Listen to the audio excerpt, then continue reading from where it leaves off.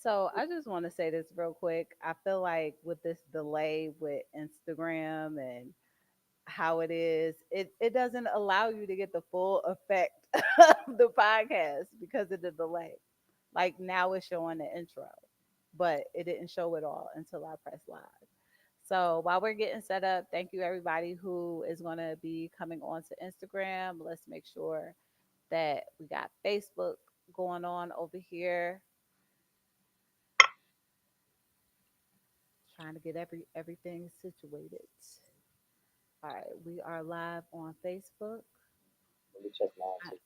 watching you sip on whatever you're sipping while I'm on Facebook. Escabasier. No, it's not like it's a little bourbon. This is the And kind of week I've been having. that We're delay, that talking good about. old. I gotta drink through it. So today is it's a pretty interesting episode. So I did do a I'm not okay. So I guess this would be a part two or a part one, depending on which one. So I did post one episode. I feel like it was I am not okay. Um, I don't know, but I'll see. I didn't do any promo for it. But how have you been, Antoine? I have been blessed, I'm but sitting here anxious. So I I've, feel like this is the perfect I episode. also have experienced some weird energy out here. Okay. So the episode, even though this is co-ed edition, the episode title of today is that it is I am not okay. And I came up with this episode because starting back with recording, going through transition and feeling like I'm about to go through transition again. um, Dating spaces and letting go of my past and starting all over. A lot of people, while being on season three and some of season two, making things look like everything was good, but it wasn't good. I wasn't okay. And so that's why I decided to come up with this episode because a lot of us walk in these spaces as though everything is good, but we got some real stuff going on in our lives. Yes, sir. You know, Indeed. I want to focus on mental health. I know you mentioned, these mental health spaces and going in. So I'm kind of interested to get your input. So as far as the story, I don't really have a story. It was more of me. Being in these spaces, trying to make, especially season three, trying to make it seem like I was in this perfect relationship that I wasn't in. I wasn't even in a relationship. Um, but trying to make things seem like it was good out there in the good old Orlando. You know, In your gray areas. yeah, it was completely gray. I had lost a job. I relocated for a little bit. Now I'm here where I'm at, but relocation. But in front of the camera, I just had to make things look like I was okay. But I was out snapping off on people. About to get kicked out of Orlando. I mean, what is it? Universal Studios about to get kicked out. Yeah, For real. yeah. But we were at the Chocolate Emporium, and I snapped. Like For what I reason? snapped. Why you not? So the guy that I was doing the co-hosting stuff with when we took our break, he ended up going. I feel like I invited you to Orlando also. I feel like I invited everybody to Orlando. Well, I invited a couple of people. He was the only person who took the bait. I guess he thought I was inviting him for, this time for us to spend together. It was around my birthdays. And no, no. That's why you thought you was inviting them, That's bro. what he thought. But it was around my birthday. We usually go around the same time. Because it's timeshare, I feel like it was like $430 something dollars for the whole week in Orlando. And you get, the one bedroom condo. So you can't beat that. So that's why I was inviting a lot of people to come out, like, hey, let's hang out. To a one bedroom? One bedroom, pull out couch, whole, patio. I love you, but I'm too old to do the real world house. Well, no, it everybody had their own. Oh, So yeah, it was 430 for your own. Yeah, not us being in one bedroom. No, you have your own, got a full kitchen, you know. So for $430, it wasn't on them crazy, cheesy timeshare places. It's a nice place. how many days was it? It was from Sunday to it was for a week. Oh shit! Sunday, yeah, it was for a week. I'll take the next one. You know what I'm saying? But like, no, I didn't get that invite. Yeah, it was for a whole week. So he's out there. The first night he's like, "Oops, I sent you this picture by accident." Like, Ding, and then, and then it was like, ding. "Hey, do you want to hang out?" And it was like, "No, I don't. Like, I really don't." We set our date the day that we would hang out, and then I ended up meeting a guy in Orlando. True story. I don't know if my sister gonna be on here. So he was like, "Let's go to a day party." So we went to this day party.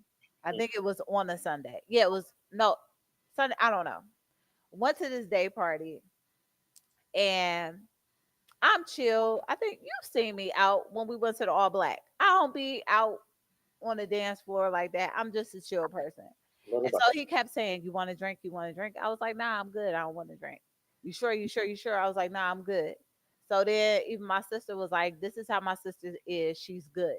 Like, trust me, she's good." So then I see Orlando from afar. He Mhm. walks up to me and he was like, "What you drinking on?" I said, "I'm not drinking on anything." So then he asked my sister, he said, "Who is this?" I said, "My sister." He was like, "Hey sis, go get them to make me a nice drink and get a drink for you and your sister." I was like, "Oh, that's what we doing." So she went over to the bar and got them to make our drinks. And we walked over to the bar. And as we're talking at the bar, I get a text message like, "Oh, so you can get a drink from him, but you can't get one from me." And so I'm trying to find out where he at this day party and where he peeking at in the corner. And so, See. I meet Orlando then. Me and my sister hang out with him and he was just hating. Like even when we got in the car when I was driving back. Mind you, this guy does not look nothing like the person he referenced. He was like, "Oh, so you was with that old Anthony Hamilton looking like?" I said, "This man don't look nothing like Anthony Hamilton. What the Where I'm from. like you really hating." So what ended up happening is we get to City Walk, and when we get there, I said, "All right, we're doing content." I said, "When do you want to do it?" He was like, "I don't want to do anything." And I was like, "But that's the only reason I invited you to City Walk so we can do content while we're here. I don't feel like recording." I said, "So when we going?" I said, "So we not recording. So what's the whole point of you being here?" "I just don't feel like it." I said, "Okay." So we get to Chocolate Emporium. I don't know what he said, but I just snapped off like, "I don't like you. I don't want to be with you. Leave me alone." Like I'm yelling. Like people are looking at me. I'm yelling. And my sister was like, "Shh." And I was like, "I don't have to be quiet." Like I was loud. I was Wow. loud. I was loud. I was loud. There may have been some profanity in it, but yeah, In the tape. yeah. So everybody was looking at me like I was crazy. So yeah. Shaking the tape. Yeah, shake. I was shaking it. Yeah, I definitely was. I definitely was. So yeah. Oh, So within that, even with that, it could have been handled differently, but I was I was going wow. through How could it have been handled different? a lot. I didn't have to, I could have said like, "Hey, the reason we came out here is to do content. Like, why do you not want to do it?" Because I think the reason he was like it was overwhelming. No, no, no, That's what he told my sister. no, no. Yeah, I need you to backtrack. And when I say how you could have done it different, I need Oh, as far as him coming to the trip in general or hanging out with all of it. Because apparently you guys were not on the same intensive page. No, we were. So let's backtrack to before the trip happened, right? So when I invited him, I said, "Hey, you can invite a boo or whatever." I said my family and I used to go, but some people get invited outside. I said, "So if you want to bring your boo or bring your boys, I don't know. Like it's this is how much it is per like condo, not so however you want to do it." And I say you can bring a boo. So literally, I think a week before the trip, he said out of his mouth, "I feel like you bamboozled me." Ooh, I said, "How?" He said, "Because I really thought that this was something where we were chilling." I said, "But how when I told you you can bring a girl?" okay. At that point, he had already paid. He had already paid. Yeah, it was too late by then. And I straightened it out even there. I even said to him, I said, "Hey, like I have never once I said this is about business." I said, "I like where we podcast. We have a good thing." I said, "And no anything was there me coming on to you or feeling like, I liked you, so I don't know where you got that from." And his thing was, "Well, you invited me." I said, "I invited you and like three other people." I know, but I'm like, there's no but to it.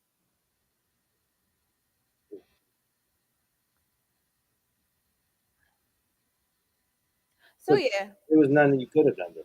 it wasn't.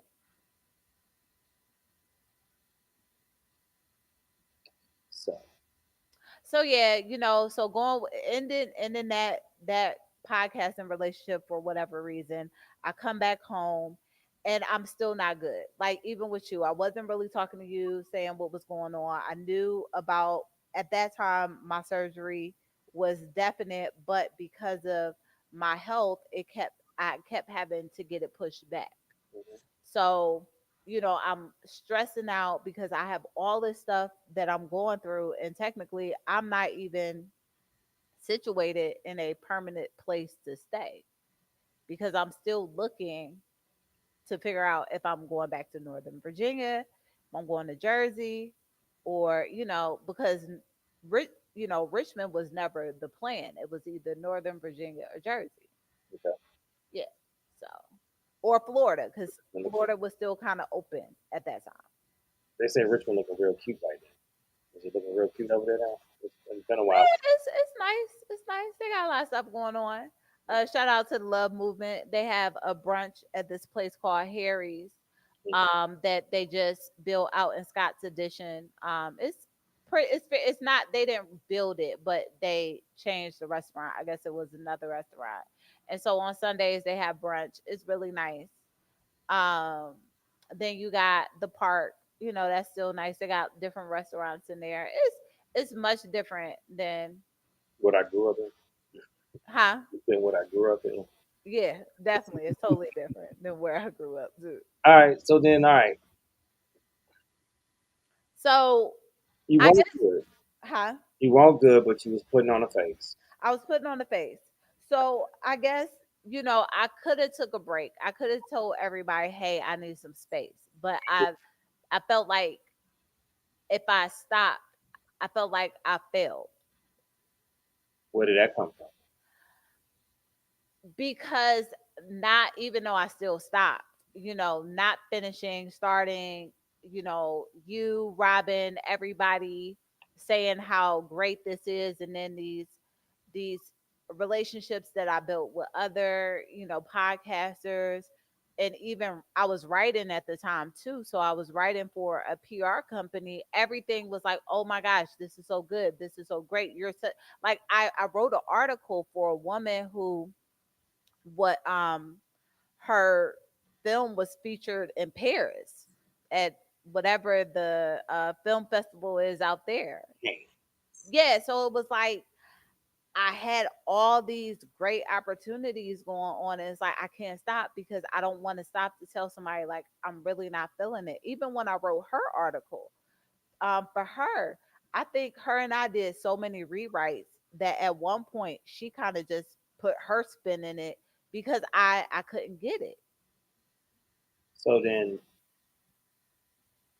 what do you attribute? that I can't quit thing. I feel like it's At the end of your the day, childhood. Like you can't stop. You gotta keep going. You don't quit. You're not a quitter. You gotta continue. so it's like a double-edged sword, right? Like in in hindsight, you could have did things different, and you could have handled this another way, and you could have took the break you needed. And maybe it would have put you in a different place. Maybe The other part of that is you had to go through all that so you don't do that dumb shit at that point too. again, right? Because I watched it and my antennas went on as I had my own shit that I was going dealing with, and I was more mad that you didn't trust in me enough to tell me, and so then you just project it out, Yeah. right? And I'm sitting here like, why am I cannon fodder? I didn't do shit. Yeah, because I remember I think we tried to do one episode and it just flopped. Like it we couldn't get it because it was just like I was just like at the point where I'm just like because I don't think you remember too. Even my daughter's grandmother had passed during that time. Yeah, I think my grandmother. It was just like so much stuff. It was just like I just want to be done with this. Like let's just hurry up. Let's just get it over. Let's just finish this. That's how it's feeling. Like let's But just I finish it. mean, our thing really didn't start unraveling until preparations for the third season. We got through the second. No, no, no. Okay, I, what I'm aware of, yeah, it was is when we were starting to gear up for the third season. so the reason it was before the third season, and it was around the time I was doing a co-hosting thing before the third season even popped off. Yeah, I remember them guys. No, not the guys, the girl, the lady. Mm. So somebody lost their co-host and asked me to fill in for their co-host. This was this was basically another infotainment. So it wasn't about dating. It was literally me being a co-host doing something completely different. It was music and You infotainment. sure that timeline is right? Because I remember you co-hosting with. Positive. I know. I remember you co-hosting with the guys, but you co-hosting with another person, like That was after him. right. But I'm saying like this is like the first time I'm like really, really hearing that you was on a whole nother show, Yeah. right? You didn't say that to me at all during the time. Because this was at the time before when it was after homecoming. Remember, we saw each other homecoming, Yeah. right? Right? So after homecoming, someone interviewed me Okay. and she did an interview. Interview went fine. Then around November, she reached out to me and asked me, can I fill in? So I filled in November. So all during my winter break, I was doing the co-hosting with her in all of December. So we had already took our break. Yeah, we weren't shooting then. We weren't shooting. So all November and December I was doing because I didn't post it because it wasn't something like it's not I content mean, that I'm I not saying do. I posted, but you didn't even tell me what was going on. I Yeah. thought you were just waiting to go to New York in January. No, because she was the one who told me about New York. Right, but we were waiting. We were. I had already started making arrangements to go in January. So but I feel like No, because January was when we were supposed to win. I'd already started making arrangements, and I think I did it in December was when I scheduled it, right? and you right because I had to yeah I had to get clearance. I had It to, had yeah, it was December is when I scheduled it because December is when I found out that I needed to go to the doctor because I had something already scheduled. It was December. So December is when everything kind of shifted because again for her I wasn't her co-host. She just asked me, "Can you fill in? Can you fill in? Can you fill in?" until she found a co-host.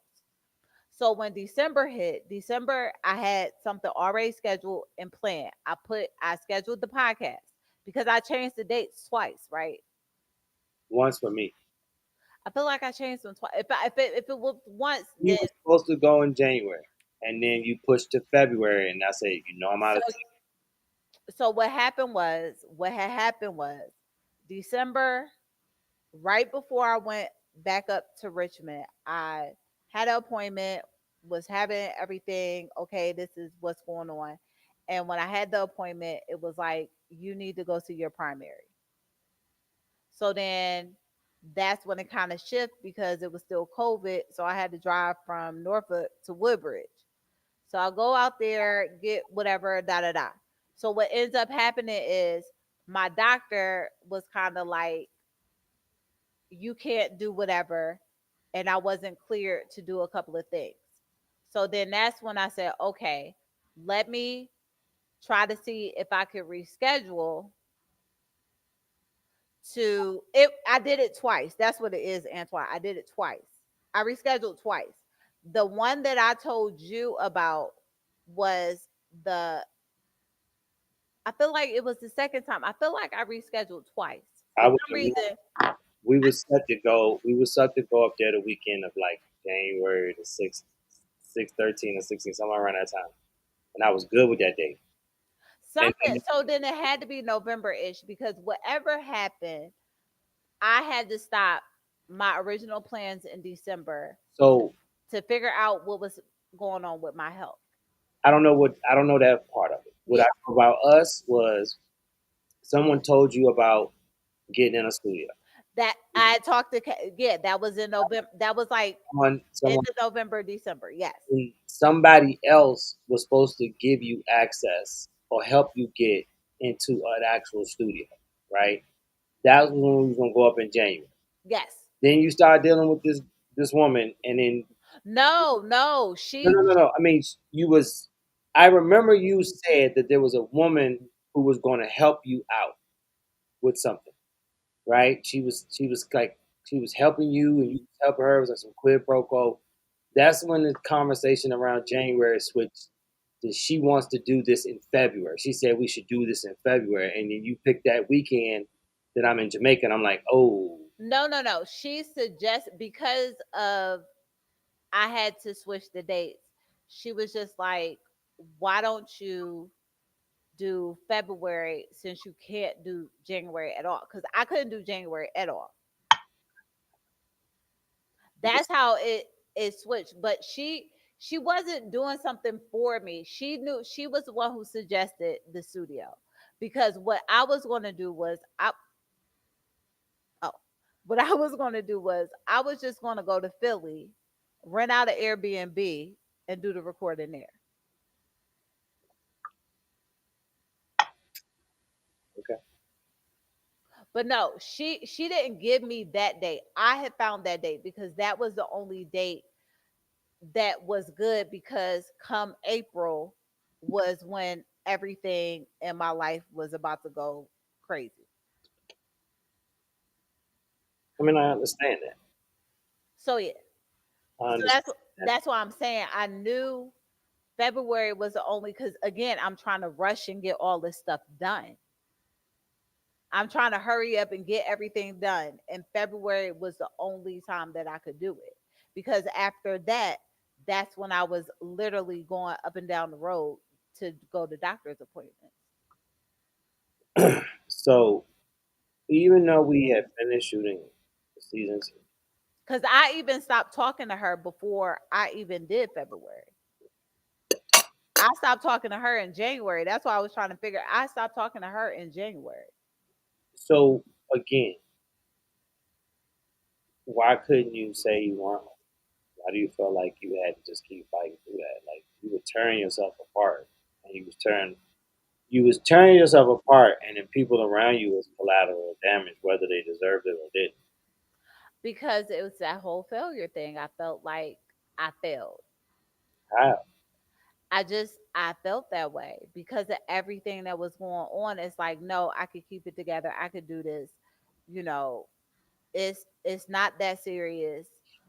not knowing how serious everything was. Do you think you had the capacity to take a mental break at that point?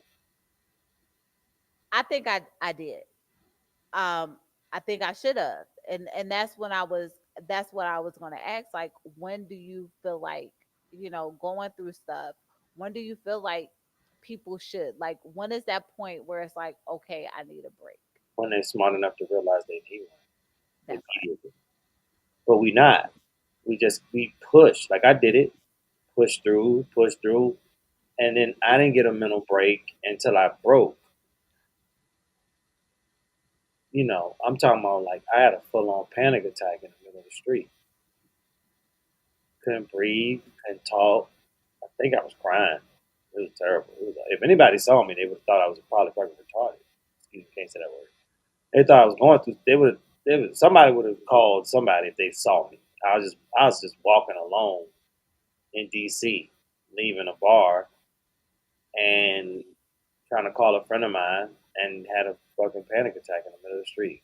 I just was like, I just at that moment I hit bottom and I realized that I had never done anything to address my mental health. And so I started therapy right after that. It was 2016. I started therapy right after that. I had to. I had little small stints in therapy prior to that, but I was like, I gotta fix this shit now. Yeah, for me, it was after I did the reschedule. Whenever in January, what ended up happening, because I told you I ended it with the lady. And what happened was I was going out to Orlando, and I had a work meeting like as soon as I got off my flight.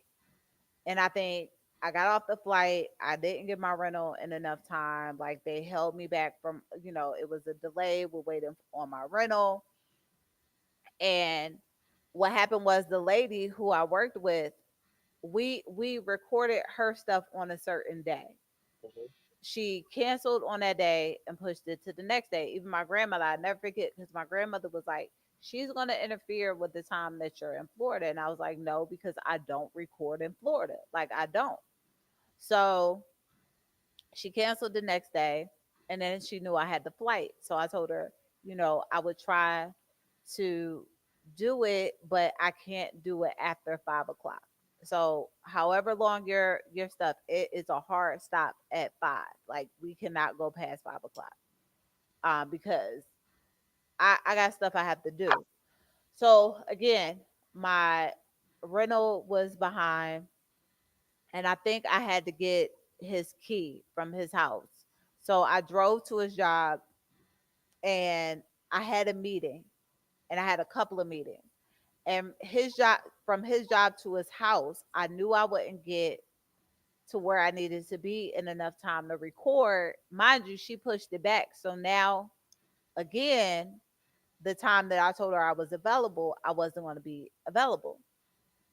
So I'm in these meetings in my car, everything is fine. And I look at the time, I'm like, I'm not going to be able to make it. And what happens when I'm in a meeting, that, with work, it's like, hey, I got some impromptu work for you to do, and I need it by end of business day. So as soon as they told me that, I'm like, I can't record. I it's no way I can do it. And so for me, again, I'm feeling like I'm disappointing someone, because even though she's past her deadline is to release it on that particular day, which is like a Wednesday or a Tuesday. So when I talked to her, I told her, I said, hey, I cannot do it. I need to send out these emails by 12 o'clock. I'm already behind. I'm late. I got to do my work. And she's just like, why can't you? And I'm like, because of work.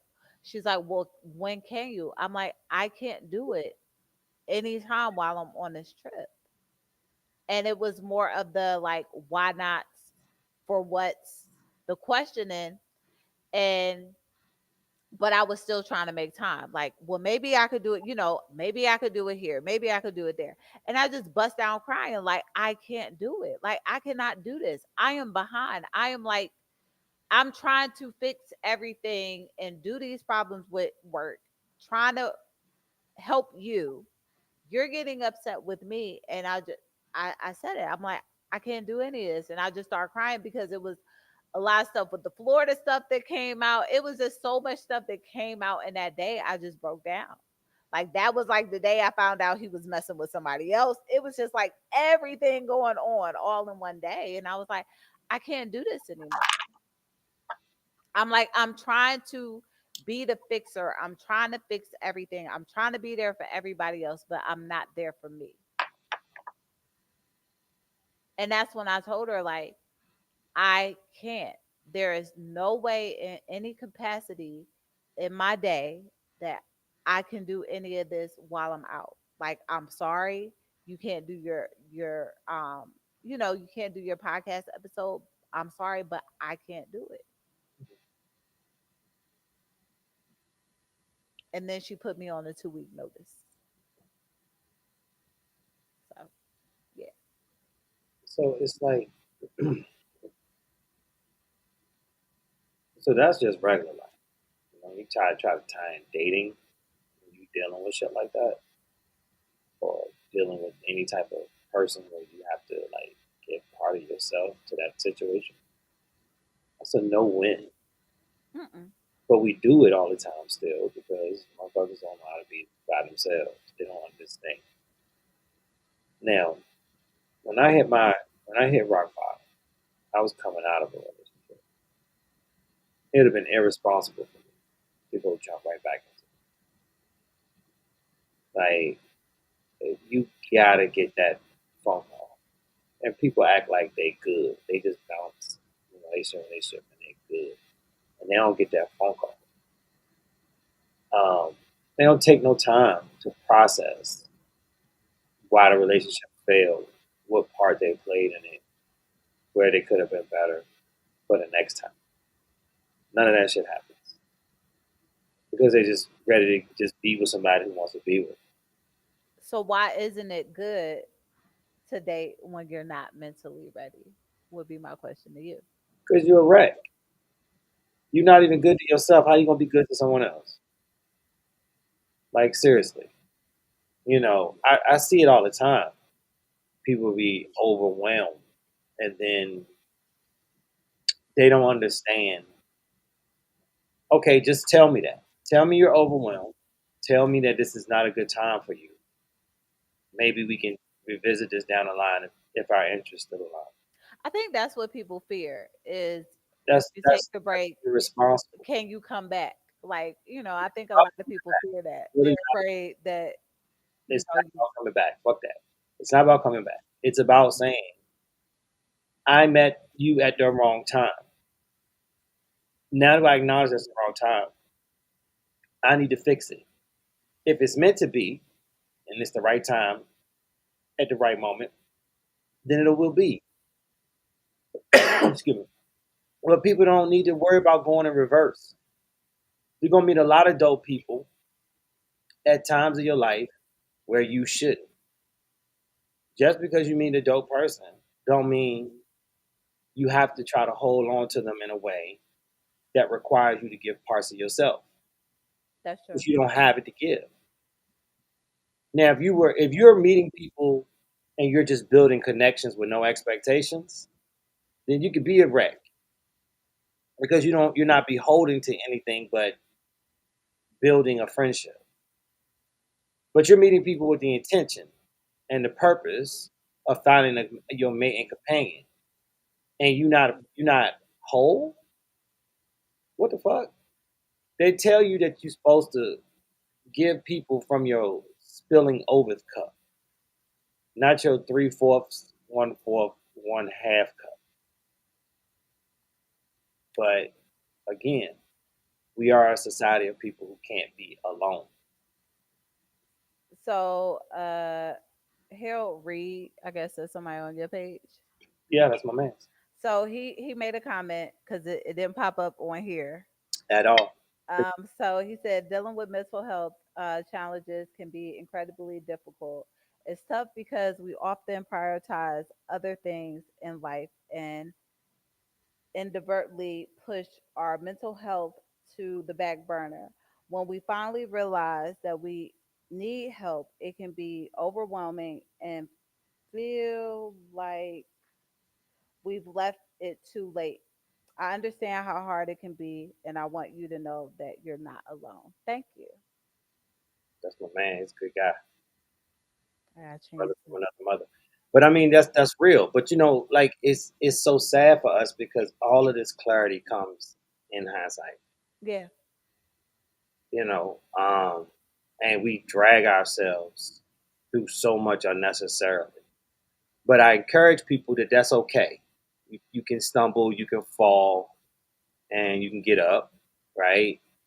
Just don't keep making that same mistake. Like change behavior is important.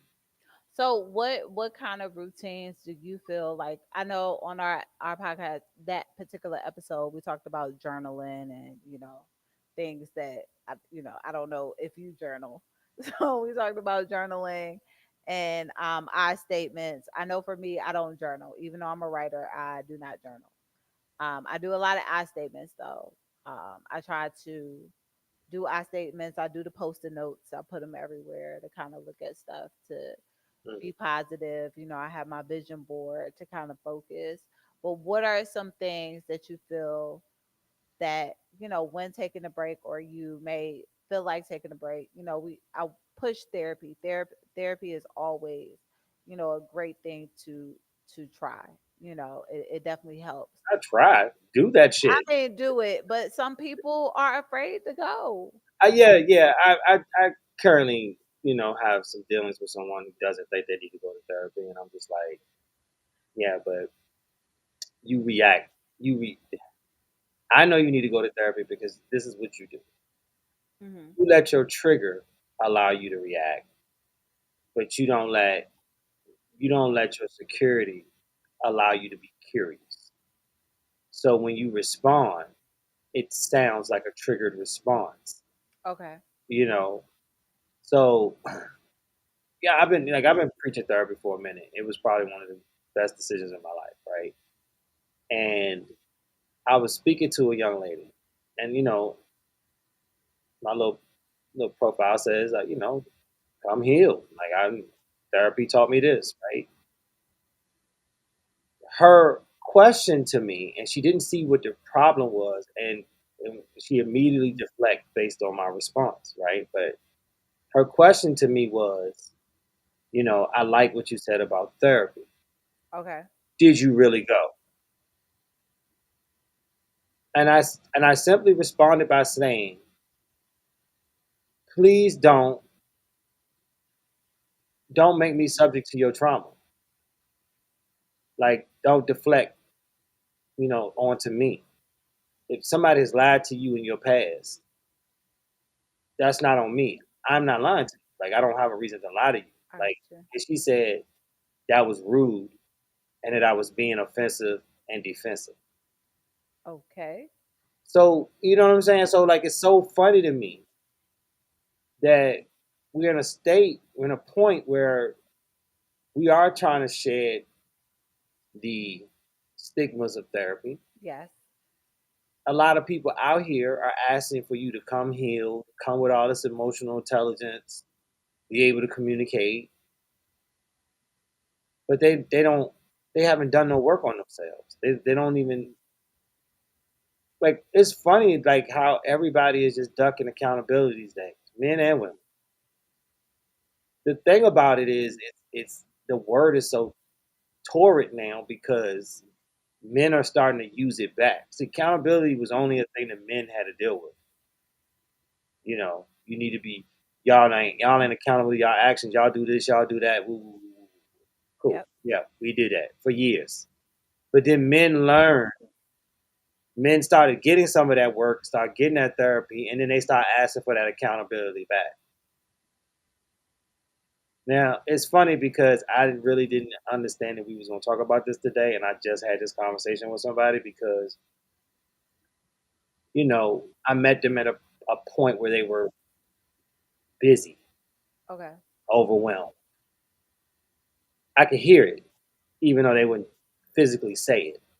I could tell, aloof, sporadic responses, if respond maybe in days, right? And then just uberly distracted on any type of phone call, and kind of always just like you could just hear it without them saying it, I got you. right? And so like I just fell back, like because I don't like feeling like I didn't get the hint, right? But here's the thing. In her mind, she swore she had this conversation with me. And I said, no. You mentioned in a conversation one time that you were feeling overwhelmed. But you and I did not have a conversation about, hey, this is a bad time in my life. You get what I'm saying? Like, I got hey, you. we should pause here because I really need to just focus on me. And you didn't have that conversation with me because you were being tough. And two,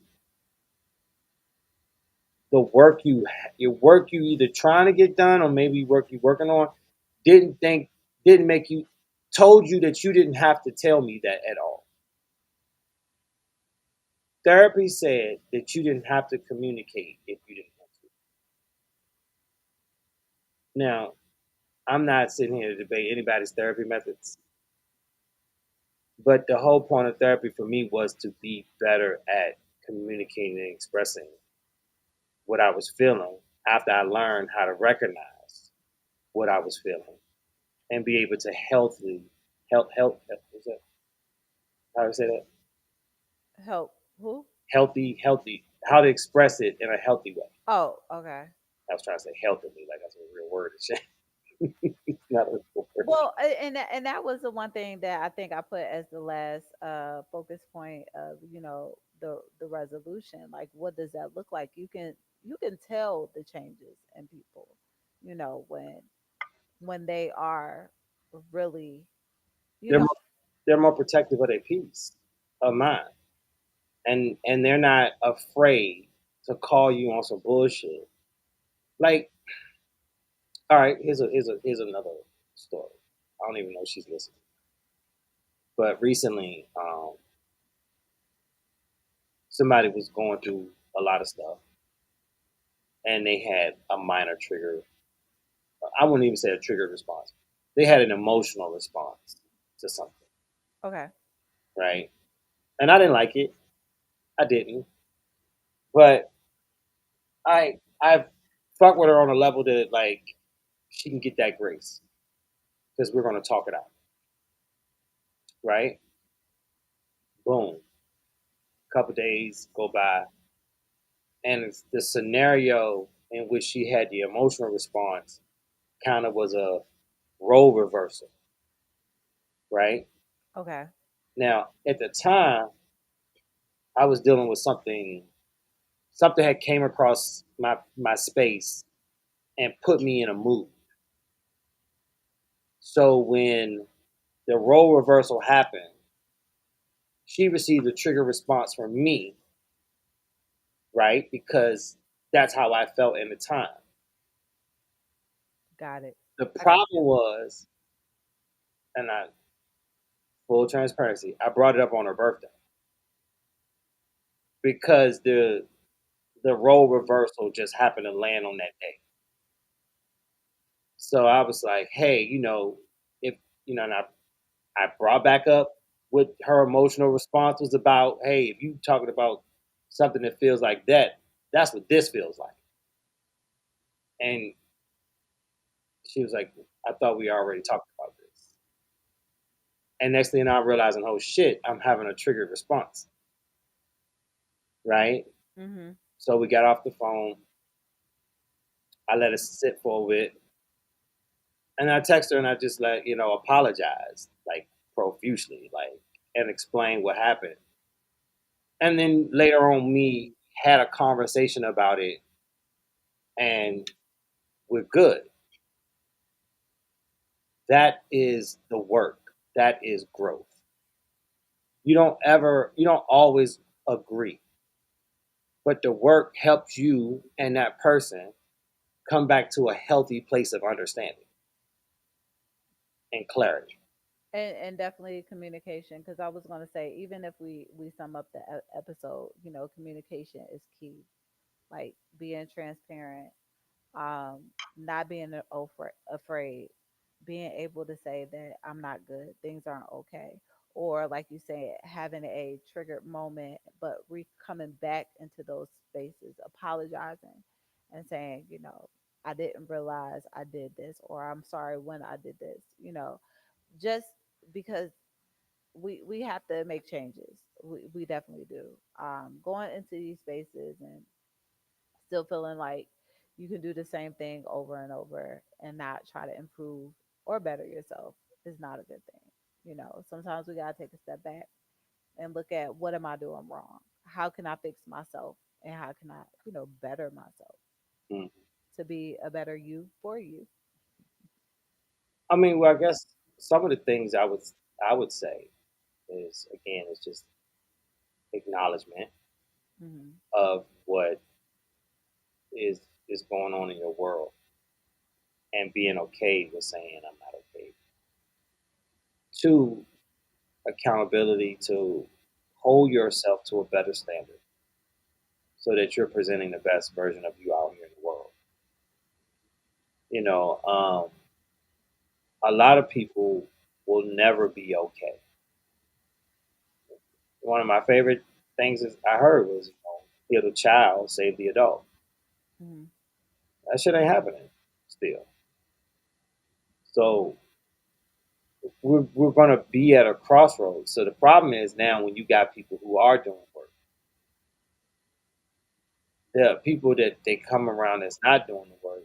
I mean, that shit is like an X-ray stench, and you're better able to recognize it, and you have to be the person that calls it out. And it's gonna be hard conversations sometimes. It might be conversations that don't go well at all. But in protecting your peace, you have to hold people accountable to their broken behaviors. I agree. You can't keep taking that on and bringing people into your world that's bringing you down and bringing down your vibration. Like that's just not what we on no more. Like if you are strong enough to do the work of improving yourself, you realize that you can't go backwards. And one of the main things that bring you backwards is people and their broken behaviors. Just pulling on your arm, like, come on, come with me to this toxic land. Yep. It's lit over here. I don't want that shit. Like, Pull you why, right in it. why are you complicated? I am not. I'm good. Like, and it's sad because you know what? I spent a lot of time in therapy, n- n- tearing down the walls that I used to have when I was younger, and putting up, better ones. They had like gates and peepholes and shit. Like at first it was just walls. It was concrete slabs. This one, got some doors, some peepholes, some windows. There's still some layers, but like you can get through it. You ain't gotta climb nothing. But there's certain things that get them keys. You know what I mean? To make that entrance even easier. But if you want to act like a fool, then I'll leave you them walls to scale. Period. You're not you're not ruining this work I did. It costs too much. It costs too much of my money, and it costs too much of my time, and it costs too much of years lost. Right? Because I felt like, God, man, I wish my dumb ass had went earlier. I probably would have saved myself a lot of heartache, a lot of problems, a lot of uh, bad friendships, relationships. But then again, that double-edged sword. I wouldn't be where I'm at today. And I and like, I agree. I Sometimes like this version of me right you got to go through it, to, like you said, if I didn't go through it, what would the result be the same? I feel like this was a great episode. Chill, relax, kind of talking about therapy, and I always want to push therapy, you guys. Like even if you don't want to go, it the first therapist may not be the best therapist. It took me, I think, two or three therapists until I found a therapist that I was okay with. Um, My first therapy looked like Larry David. Man, I don't even want to talk about the He first was place. he She was was like, free. "Oh my gosh, He what? Oh my was gosh, like, ma'am, you're not free. supposed to be looking at me like I'm crazy." But he was free, and that's why I went with it. Like, all right, and I had this little program that was like helping find a therapist, and I Oh, kind of, they was probably doing pro bono work. But he looked like Larry David, and he wrote everything on a yellow pad. Lord, oh my gosh. But you know what? He was good because he kind of helped me deal with like talking through this shit about my dad. Okay, He couldn't help me with nothing else. Like we hit a wall, but like he got me through the part where I was like, because around the time like my dad was trying to play off like everybody was still angry at him. I'm like, I'm not angry at you, but he taught me like he was the one that taught me like about boundaries, got it. right? Like you can love somebody, they could be attached to you in a way, hell, your family, but like you can put boundaries around them niggas. I'm like, word? And I think he even said them niggas. That's what made me look at him like that. Like, word? Larry David, what? Saying them niggas? Antoine, how can they find you? You can catch me on IG, yo. My shit is pure comedy. You can check the YouTube channel. Also, my shit is pure comedy. You can check the Twitch. My shit is pure comedy. And you can find me, Natasha Renee underscore the creator on Instagram, and also Disaster Data 101 podcast on Instagram. On X is Disaster Date 101, and on YouTube it is Disaster Data 101 podcast. Thank you everybody who's listening. I did read all the comments. Lawrence, I'm sorry. I tried to adjust, but I knew we were pretty much at the end when you made the comment. That's why I moved a little bit closer to my mic. But thank you everybody that is on Instagram listening. We have a lot of people on Instagram. Thank you everybody that is on Facebook, on YouTube. We appreciate you. Thank you guys so much, and good night. Hey, fuss at her, y'all. Tell her that we need to be up here more. I know. Well, look, I know. Trust me, my niece called me on FaceTime all the time, and I'm sorry, Niecy, wherever you are, because I know I missed her FaceTime, so I'm gonna call you. Love you guys. All right. Good night.